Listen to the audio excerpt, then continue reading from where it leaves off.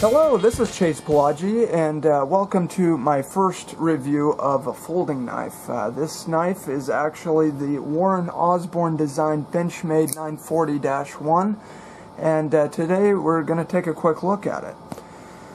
So, firstly, I just want to say, as a reviewer, my honor demands a genuine and honest review. I feel this is important because people spend their hard-earned money on these products, and I just find it very rude and duplicitous to give a review on a product with, either backdoor dealings or ulterior motives. That being said, I'm going to give it to you as straight as I possibly can, the good, the bad, and the ugly. So let's get started into the review of what I consider to be a high-end production knife. So, firstly, for those who are not aware, this is a special version of the regular Warren Osborne Design 940 that originally came with aluminum handles that are normally green in color and sported a purple backspacer, S30V steel, and was less expensive. So, as you can see, its body has been upgraded to this awesome-looking carbon fiber. Okay. I think that's great, and I really think it just works very, very well with this knife. But anyway, so getting rid of the backspacer and changing the scales from aluminum to carbon has not only saved about half an ounce, but it also changed the center of balance, which is going to be more toward the center of the blade for whatever that's worth, okay? Now also, you can see it now has a flow-through design, which, I think it looks great with these what do they call those, blue anodized standoffs, I guess, okay? It just adds a little bit of color, and I think that they did a really good job with that. Now, this might be a little more beneficial to those who have a tendency to accumulate foreign material in the lining of their knives. And this design has also helped with weight savings, like I was just saying. So, who is this knife going to be for? First off, I think it's an excellent EDC knife. Although its blade may be a bit long for some at 3.4 inches, its thinner profile as well as excellent lightweight properties of 2.4 ounces just makes this one of the best EDC options for me anyway. So if you're a user that prefers a blade to stay, sharp longer than most steels out there, this might be the one for you. If you're a collector, anyone who just has a strong appreciation for knives, I think this would certainly be a viable option. Or if perhaps you're, just a huge fan of the original and you want to switch it up, a bit for whatever reason, I think this is, yet another reason.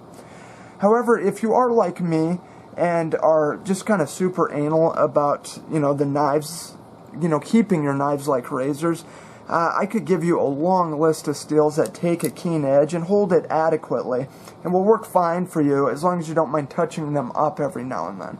So if you're that guy, you might not get the very most out of this steel.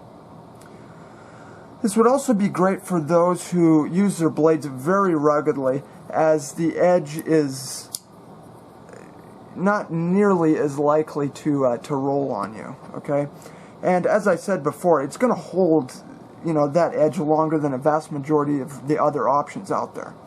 So the steel is an upgraded and amazing S90V steel that has crazy amounts of carbon, and also, unlike most stainless steels that rely more so on its chromium content, this steel's stain resistance and hardness is mainly due to the abundance of vanadium carbides, and is a high abrasion resistant steel. But this definitely is a higher end steel from Crucible, and so far I really, really like its characteristics. So Benchmade hardens these blades to 59 to 61 on the Rockwell scale. People have made mention that they were unable to get a razor sharp edge, however I had no problem. Now, it is also said that this steel is an absolute pain to sharpen. Now, for a negative, though, I gotta be real with you guys here. So, The edge out of box was horrendous, which I don't believe is typical for Benchmade. The angles were inconsistent and vastly different from one another, but after some time on the Edge Pro, I'm really happy with the edge, and I didn't find it near as difficult as I thought it would be to, to sharpen. So the blade design is this this modified reverse tanto, they call it. Okay. I have found it to be a very utilitarian design that yields a very strong tip. Now, one thing you're going to notice here is how the blade is thick toward the base, kind of narrows out, and then again gets thick toward the tip there. I just thought that was very unique. But the 941 was designed as a tip-up only carry. Okay, you can see the pocket clip right there. It's that doesn't bother me at all. I carry mine tip up. I just think it's more intuitive and easier to grab and access the knife. You can see on the back side, or maybe you can't see because those holes are filled in, but you can actually turn it around. So anyway, the pocket clip is parkerized instead of just painted. Okay, and that's going to it's going to make for just a more even wear. The jimping is lacking, I should say, but not a big deal to me. I never really understood the whole jimping thing, honestly. That actually looks like it would be sharp, but it really isn't. It provides very little in the way of good traction. So I guess that leads us to fit, finish, and design.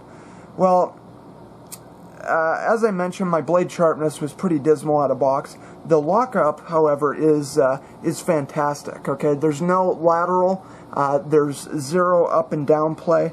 Okay, which is great. Now the centering, whoops, we got to get this closed here. The centering is not good. Okay, it was terrible, and also another thing that I noticed is the screws that are poking out from behind the carbon fiber. I don't know if you can see it in there. Okay, I thought that was kind of odd, but if I had to guess, I'd say that they used the same screws that initially went on the beefier aluminum scales of the original 940. But also I noticed, this is kind of what I was referring to before, that carbon fiber was packed in those holes on the reverse side there. Now, I don't know if they did that on purpose so it looked better so there's not holes in there, but I don't think so. I think they were just lazy with the fit and finish, and I could definitely be wrong on that. If you know, please correct me. But, perhaps I'm just nitpicking and expecting too much, but for a knife that has a common street price of about $270, these minor things are just a bit irritating. Okay, one of the reasons a guy spends this kind of money on a blade is to circumvent things like this, like fit and finish issues. Now, I understand this sort of thing can happen with any manufacturer, and again, I don't think it's typical of Benchmade, but it is irritating all the same. So I did call Benchmade and I notified them of the type of blade that I received, and I asked if they'd be willing to rectify it. Okay, the lady, Dawn, I believe her name was, explained to me that they offer a Life Sharp program where they'll resharpen the blade and check and replace the defective parts for the life of the knife, as long as I pay the shipping to get it there. So not only do you have to pay that kind of dough on, for a knife, but you also have to pay the shipping to fix the mistakes that they made to begin with. Not to mention being without your knife for a couple of weeks. So I decided to suck it up and just take care of it myself. Okay. So getting back to the handle material, we talked about this a little bit, but it is this awesome carbon fiber, like we were talking about before. Now, some of the I guess some of the positives of the carbon fiber, its strength to weight ratio is very, very good, as it uses like fibrous carbon or polymers in there, okay? Kind of woven, if you will. So it's very strong for its weight. It's not going to get cold in the winter like aluminum will, okay? That wouldn't be that big a deal to me, but I thought I'd make mention of it. And as you can see, though, it is smooth, so it's certainly not going to be grippy. I wouldn't consider it grippy, but it does its job. Okay. Now the action is very smooth. Okay, very unique. I love it. It's about as smooth and unique as I've ever seen on a blade, and it sports these what they call phosphor bronze bushings. Okay, but you know, many other designs do as well, so I'm not sure what is responsible for the awesome deployment, but I have to say it's flawless and very addicting, I might add. Okay, now the axis lock, which is this right here, is great, and I found it to be very effective and convenient locking system.